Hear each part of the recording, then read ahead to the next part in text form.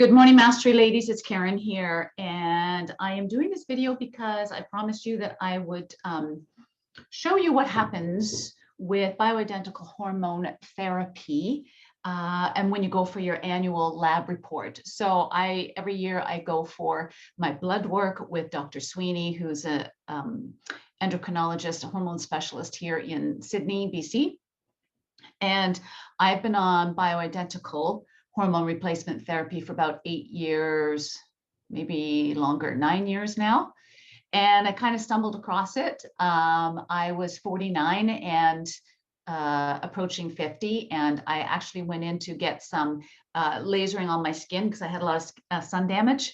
And she's like, well, how are you feeling? How's life? And I'm like, well, you know, life is crazy. Life is busy and feeling just kind of tired. But I guess that's what happens with age and being a mother and a wife and all that stuff. And she said, have you ever had your hormones checked? And I went, no, never. And I really didn't know much about hormones at all.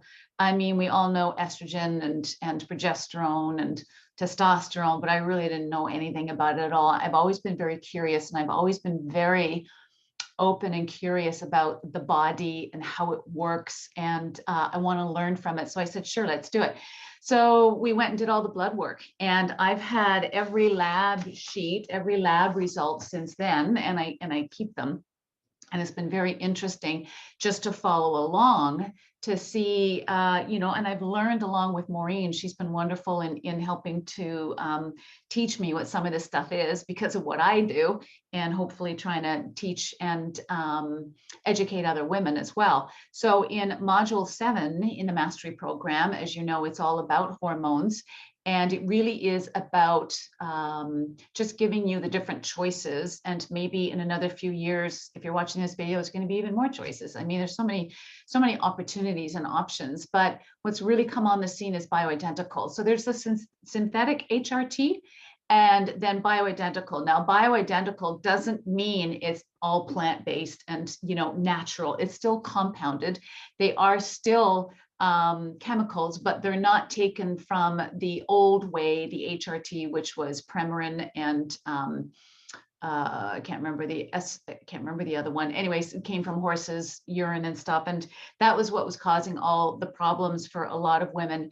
Now, what happened in 2002 was the Women's Health Initiative, and that was when they went out to test hormone replacement therapy on women, and it came back with a scathing report. Women were getting increased rates of cancer and heart disease and all that kind of stuff. And it was actually a flawed study, and they're still putting out apologies about that flawed study. But you know, fear is one of the biggest things that sticks in people's minds. And it's been almost 20 years and people still have a fear of hormones and hormone replacement. So synthetic hormones, not a lot of doctors, but some still do recommend synthetic. And for some women, it's still valuable. And this is not for us to determine. It really comes from your practitioner and having a long relationship with that practitioner, and also what their education is around hormones. So, you know, 20, 30 years ago, there was very little education among GPs around hormones, and it wasn't really offered in school. And that's why often still even today, when some women go into the doctor and say, I feel depressed or I'm not sleeping, they hand out little packets of estrogen. And there's no measurement of any kind of levels. There's no, you know, they just go by symptoms, but, you know, not having energy or not sleeping can be a lot of things. Depression can be a lot of things. But this is the danger of sometimes wanting to cut corners if there's a cost and just going to your GP because it's usually free.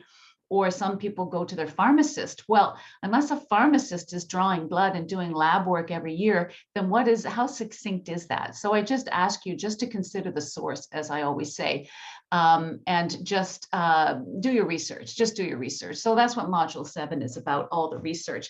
So today I just wanted to share with you my yearly report, go over some of the stuff that's in the lab report. Again, I'm not an expert, guys. I am a recipient of it. And but I've learned a lot along the way about this model, the bioidentical. I'm very comfortable with it. They've been doing bioidentical in Europe for decades now. We just came upon it say it's gotten popular in the last 5 to 8 years, really popular, but there still is a lot of fear around hormones. And the Women's Health Initiative of 2002, although it was done with synthetic still can be appropriate for many women. And these women with their health issues, what they found was that they were women over 60 who were very sick to start with: heart disease, diabetes, cancer. And so after the study, they kind of linked the two up. Oh, it must be because of that, but they were very ill. And it was a flawed study from the beginning. The medical establishment knows it, but fear is usually the last thing to dissolve from our brains. We hang on to fear. And it runs the show, and it runs a lot of practitioners' shows as well. So it was on Friday when I went for my lab work. So we did blood work. I'll go through that. We did all of my hormones. We did vitamin D as well. And I just want to show you kind of how it reads for me. And it might give you insight as well into the whole process. So let me screen share. Where are we? Here we are. Okay. All right, so here's my lab report from, again, Dr. Sweeney's here in Sydney. So I just kind of want to go through this. So estradiol. So estradiol, or E2 as it's called, there's 4 types of estrogen. So E2 is the estrogen that the ovaries produce, but it's also produced from the adrenals. So what it does is it aids vaginal dryness and atrophy, which can really hamper women and can be very painful in sex. But also we want to keep all of our organs healthy. And so it counters that, but it also counters hot flashes as well. So estradiol is a bioidentical. So what we're looking at here is the result, my number. And then if there's a flag reference that says you're too low or too high, then it puts it in here. So I'm within the normal range. If you see postmenopausal here, it's anywhere from 18 to 505. So there's a big variance. And so I'm right in the normal range. And usually Maureen looks at symptoms, you know, hot flashes, sleeping, that kind of stuff. Estrogen is super, super important for bone health, for skin elasticity and health, for vaginal health and lubrication and strength.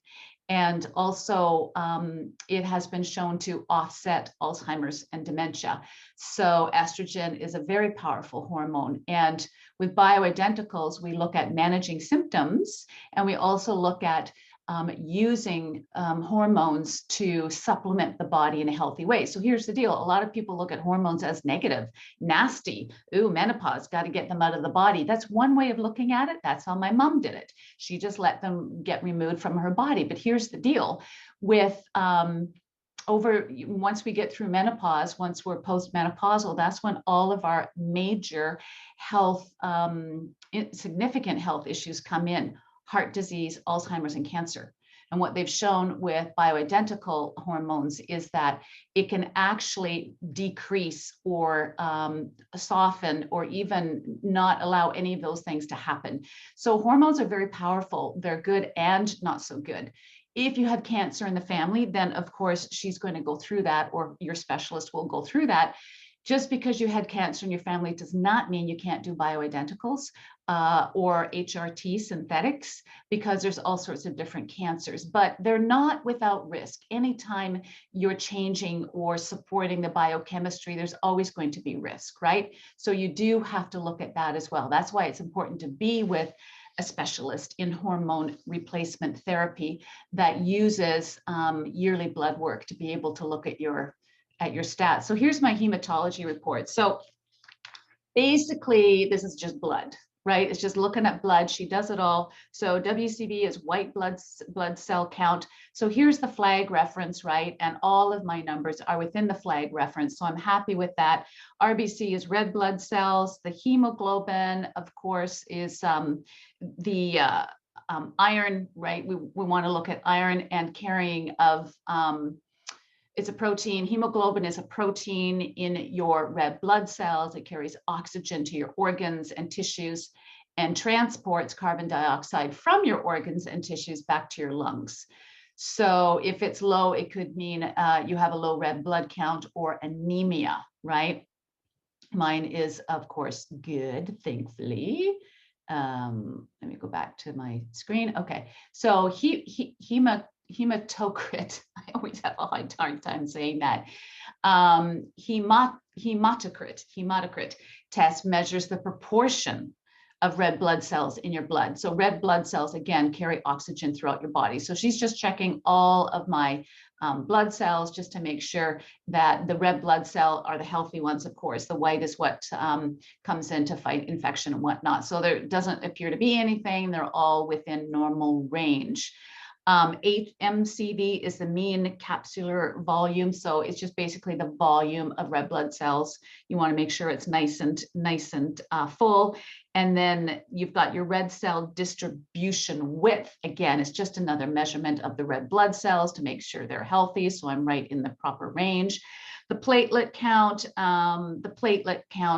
obviously helps blood to clot, right? So mine's at 226 and the range is 150 to 400. So I'm good. The neutrophils is white blood cells that heal damaged tissues. Okay, so this is the healing, the neutrophils.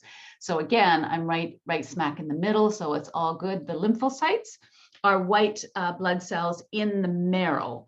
In the marrow of the bone. And so it manages the immune system, right? So if there's an immune system response, this is going to go high. Again, mine is just average. The monocytes is white blood cells that help fight cancer. So that's a big one that they look at. And again, I'm right in the middle. So I don't have anything going on in that respect, thank goodness. And the eosinophils, some of these are hard to say, is white blood count that fights parasites. Okay, so again, I don't have any critters in my blood, thank goodness. And the basophils is the white blood count that manages thyroid function. Very important. So I don't have anything going on there. So she does a full hematology panel every year. So I get to see not just my hormones, but the health of my white and red blood cells that manage all of my organs and my immune system and stuff. So progesterone was the next one. So progesterone, it's good. I don't have a flag reference. My result is 14. Again, for postmenopausal, it is basically, if there's a flag reference, they would let me know. Progesterone is a little bit low for me. And it's interesting because I support with 300 milligrams a day. So my body is lapping it up. And here's the interesting thing with progesterone. I had 3 miscarriages and they were all at 3 months. And at no point did any doctor ever test my progesterone.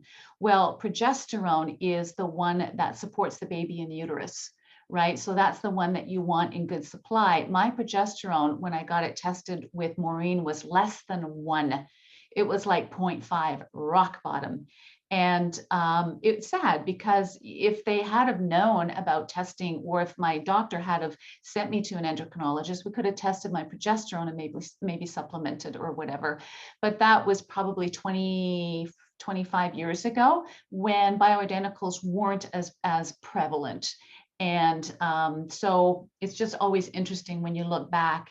And, it was a crossroads moment. And unfortunately, it just wasn't that popular back then to do it. But if they had it, they would have seen my progesterone was about as low as you could get. Progesterone is also the feel-good hormone, guys. So progesterone is nature's natural antidepressant. And there are receptor cells in every cell of your body. So it's not just in your female hormones, it is in the brain as well. So that's where they say progesterone can lift you out of depression. And progesterone is the first to drop when you go into premenopause and menopause. And that's where estrogen then becomes unopposed, as they call it. It becomes dominant because the progesterone is not there to buffer it. And when that happens, you're not making more estrogen, it's just running rampant. And there's more of it because the relationship from progesterone to estrogen is really important. And when progesterone drops, you will feel the blues. This is where a lot of women say, well, I think it's just aging, or, life is busy, and they start losing themselves in mid to late 40s.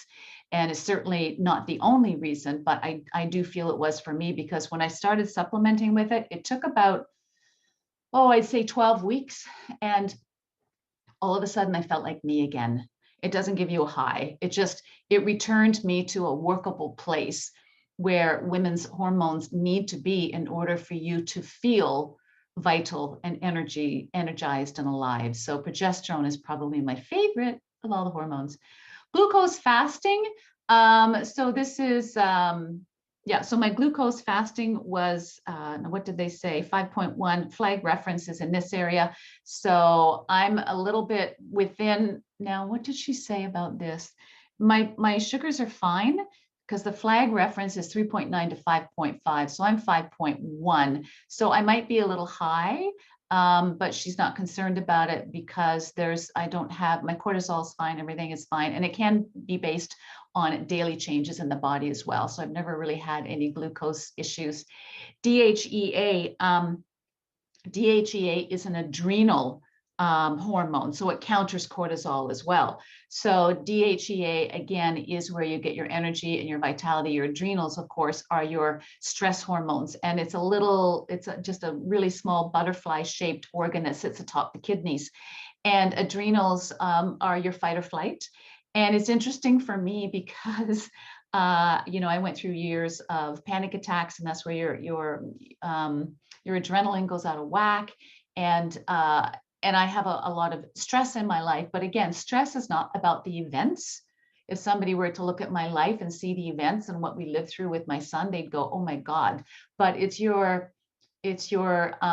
relationship to it. It's how you take on that stress. And I'm at a pretty good place with all of my personal growth and my mindset work that I manage I don't see it as stress. I just see it as a challenge. And so I'm pretty good in the DHEA. She said it was just a little bit low, but it's actually pretty good. So my DHEA is something that I supplement as well because it supports testosterone, but it also supports the adrenals, right? Really, really important. The lipids are LDL and HDL, so it's cholesterol, right? So this is fat, lipids, fat in the blood. So mine's a little bit above. The LDL cholesterol is the one that's not the good one. LDL means low density lipoprotein. And so what that means is it sinks. So it sinks to the bottom of the arteries, and that's where you can get a buildup in the arteries.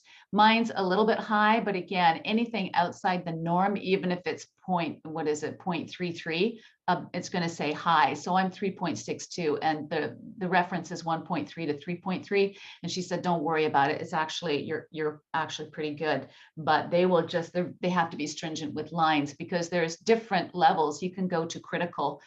There's 4 different levels above H that they will let you know because they get more dire as the numbers go up. So I'm just 1 note above average. So my LDL is good. My HDL is a little bit high, but she said it's good because HDL is a high density lipoprotein, and that's the stuff that floats. So it does not sink, and it doesn't, that's the good cholesterol. And so mine is 0.74 above normal again. And she said that's the one. If it is slightly high, it's actually better for you. So my cholesterol is good.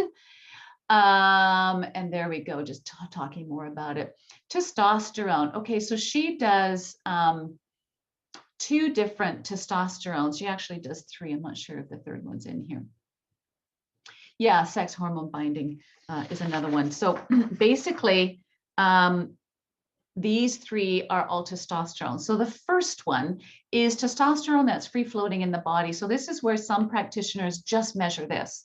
And what it's saying is that it's not what's being used by the body. So it's kind of like insulin. When people have bad diets, they eat too many processed carbs, or they don't eat enough protein. You can have insulin in the body, and there's so much circulating in the body, but what you want to measure is how much is getting into the cells.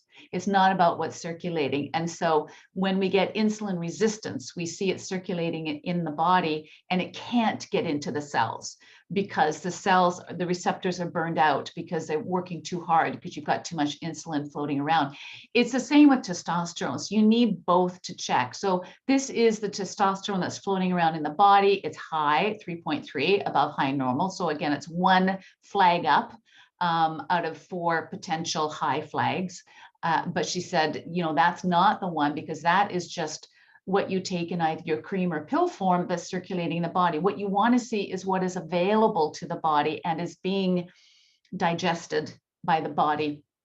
And so this is, I take the the testosterone pump, which is a cream, and I'm 0.5 milligrams, I believe, a day. And so I am just 0.1 above. So anything from 0 to 0.9 is healthy, and I'm 0.1. So I'm like 1 point above, slightly high. But again, in the real world, this is good. This is average. And I got to tell you, when my testosterone came in, that's your energy, that's your vitality, that's your desire to have sex. It's all of that stuff. And it's also your adrenal health as well. So testosterone is really important to look at as well. Sex hormone binding globule. So it's a hormone that's made by the liver, and it binds to estrogen and testosterone. And what it does is it carries them throughout the body. So this is a carrier of estrogen and testosterone. So you want to make sure that it's working, because it's supposed to carry. And if not, then there's going to be some liver dysfunction, or it could be liver disease. And again, mine is right within the proper area, 27 to 128. Mine is 53.7. I don't have any red flags there. So this is in the normal range. So, and if it's too high, as this says, it can include hyperthyroidism, increased estrogens, anorexia nervosa, and cirrhosis of the liver. So this is the little vehicle, the sex hormone binding globulin, that carries estrogen and testosterone through the body. If that's not working, you're not going to get the delivery of those two important hormones, right? So these are all just the what she talks about as far as there's the above high normal. So that's the, I've had a couple flags in those, but it can go up really high where it's critical. And so that is pretty well my whole yearly report, and I'm feeling good. Now she manages that. She manages that report with probably 8-page questionnaires as well that she sends out every year. And every questionnaire has about 20 or 30 questions, and they're to look at the symptoms for your thyroid, estrogen, progesterone, testosterone, DHEA. And so that lab work, which is blood work, which you go in, she gives you a requisition, and combined with the questionnaire, and then you have your once yearly, which is usually 45 minutes or so, to go over everything. And I'm always asking questions and always making notes, as you can see, because I want to get educated about this stuff. So again, there's no net. Here's really important. I mean, there's never anything that you do to the body that's without risk. So bioidentical synthetics, even not managing your hormones and letting them just fizzle out, there is a risk on all counts. So what you want to do is determine, have you done your research? Are you comfortable with supplementing? How long are you going to supplement? For me, it's about managing symptoms. And as long as everything is good and my blood work is good and I'm seeing that there's nothing going on, I will probably stay on these levels into my 60s and maybe 70s. Because here's the deal. Again, this is in module 7, where it talks about, I think you've got an ebook in there. I'm just trying to remember. Yeah, hormones, metabolism, and you. And there's a bioidentical HRT ebook as well. What basically it tells you some of the pros of supplementing with hormones and keeping the hormones up. Again, estrogen builds bone, builds strong skin, maintains skin, and also it builds brain health. And it's been known to eradicate or severely lower the chance of Alzheimer's and dementia. So that's really important. And also heart health. Really important. It strengthens, because it strengthens everything, strengthens the skin, the capillaries, the arterial walls. So it's strengthening the heart. And as you know, heart disease is the biggest risk for women over 60. Number one killer is heart disease. And the other thing is, through all of the research, there has been no net increase in the risk of breast cancer when you supplement with hormone replacement therapy. Now, if you have breast cancer in your family, absolutely, you need to have somebody who's long versed in this stuff and knows their stuff, because there's different kinds of cancers, and some of them are estrogen dominant.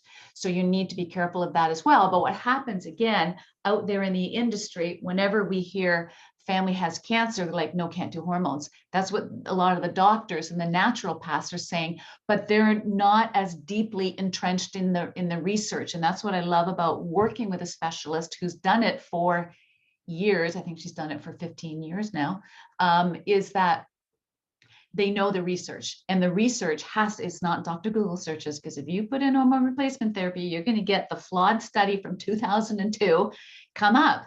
And it really is about having quality sources of that research. So JAMA, so the Journal of American Medicine, of the American Medicine Association, I think that's what it is, JAMA. And there's a few other ones that are really quality research places where that's where you want to get your research from. So it's really important that you have somebody that's interested and following the research for years and knowing the ins and outs and can give you the ins and outs, but that can follow your body. So all of this is following my body every single year through blood work.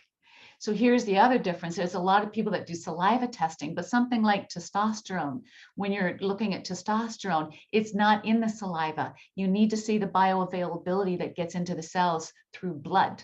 So that again is the difference between. And there are some naturopaths that are really resistant. Just, do you have to do them? Just do enough just to offset the symptoms and then be done. There are others who have done deeper work and who are certified, because you have to be certified to do the blood work.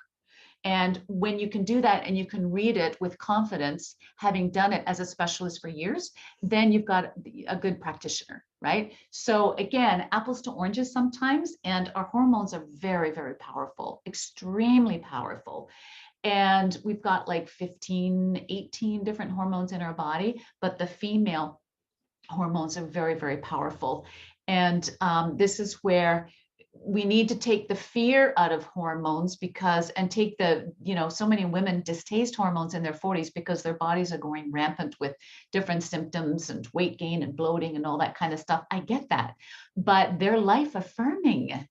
They give us life, and they give our babies life as well. Without them, we would not be able to survive. So it really is about looking at them through the entire symphony, because they are beautiful and they're life affirming. So this is where we can start a different conversation around hormones and start seeing them for the amazing, incredibly powerful things that they are. But you need to be educated.